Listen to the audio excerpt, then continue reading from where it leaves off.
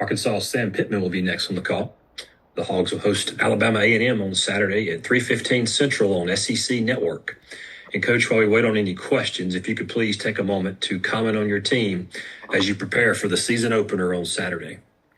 Yeah, thank you. Excited to get, out in front of our home crowd. We, haven't had a home opener since 22, and have high respect for Alabama A&M, and we know they got a really good quarterback in Cornelius Brown, and a new staff over there that did a wonderful job over at Miles College. So a lot of unknowns about their team, to be honest with you, but it's more about us, how we play, and we're healthy, so I'm expecting to have a really nice crowd and a really nice home opener.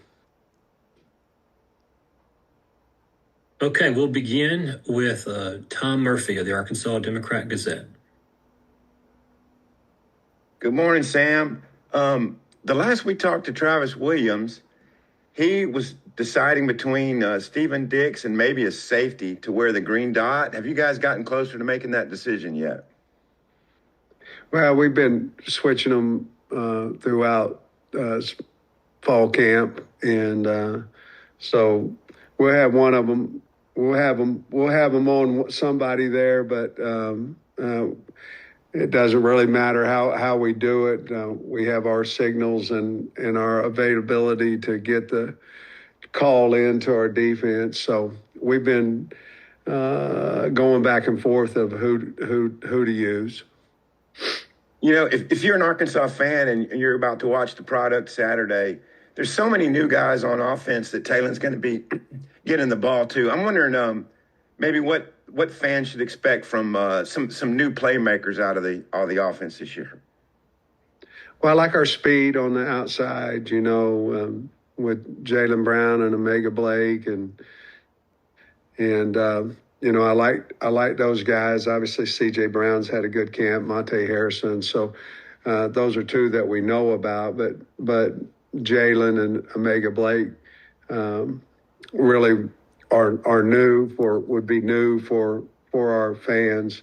We have certainly Mike Washington's a new guy at that he can hand the ball to, and then at the tight end spot, Rohan Jones can run, and Jaden Platt can run, and so those would be guys I think that our fans would be excited to see play. Next, we'll go to David Eckert of the Austin American-Statesman. Hey, Sam, appreciate the time today. You mentioned the new staff there. I guess when you get on the sideline and the game starts, with everything that's new for them, what are you going to be trying to learn in the first few minutes of the game just to kind of figure them out?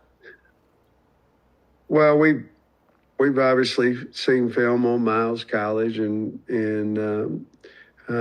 they brought their coordinators from there, at least not their special team, but the offensive defensive coordinators, and so we're going to try to see if what we've been practicing on is what they're running. Certainly, that's what we believe, that they won their conference over at Miles, and I'm sure they're going to do a lot of similarities. They've got a really good quarterback that can do different things in there, but adjustments in first games are big, and we've got to make them fast. Obviously, with new technology, we'll be able to see it and show our kids. But going into it, we know they're a really good stretch team. Their quarterback can throw the deep ball. They like to in the past. They like to throw screens.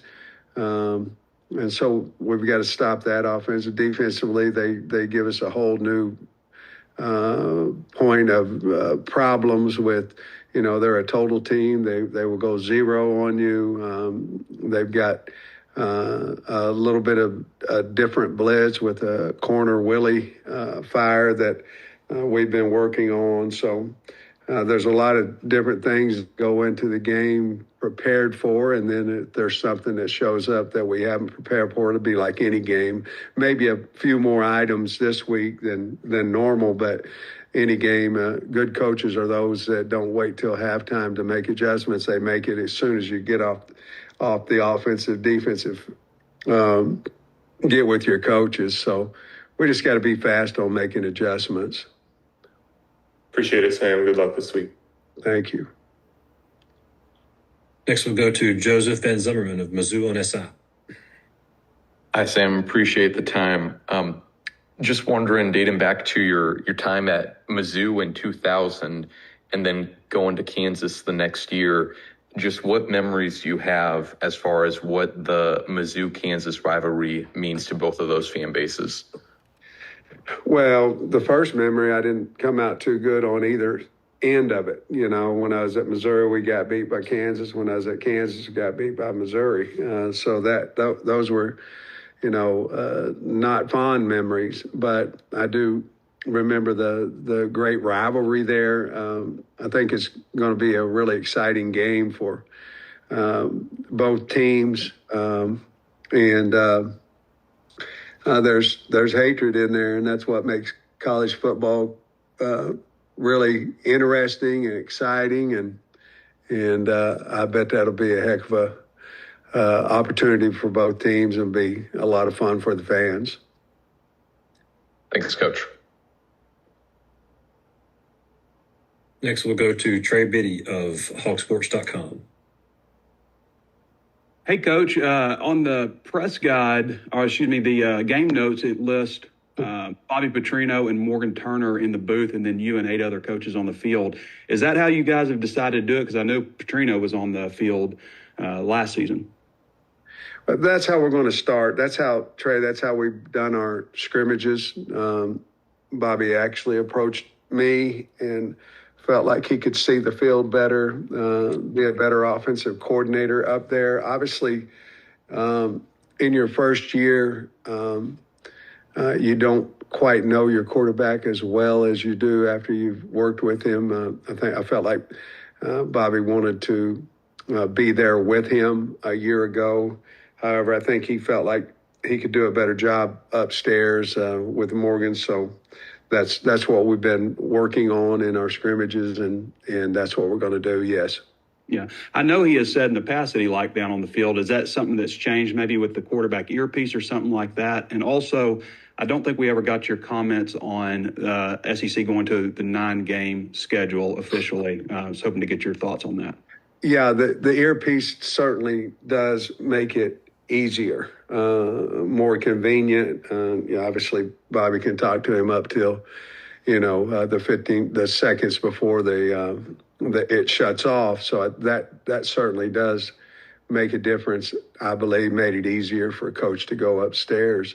The 9-game schedule, certainly I liked it the way that it was before. So honestly, I wasn't necessarily for the 9-game schedule.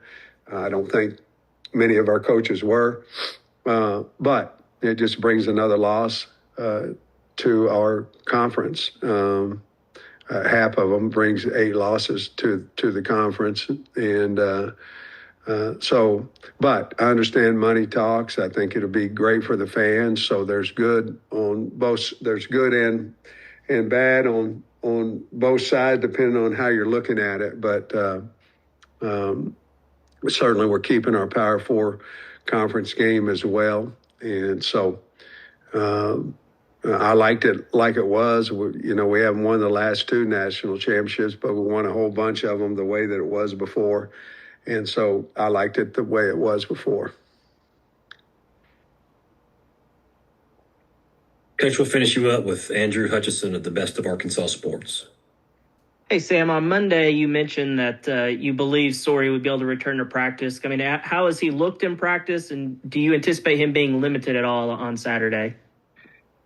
Well, I don't anticipate him being limited. He's practiced yesterday and Monday and Tuesday. He'll practice again today. Doesn't seem to be limited, Andrew, much at all. So we expect him to be ready to roll.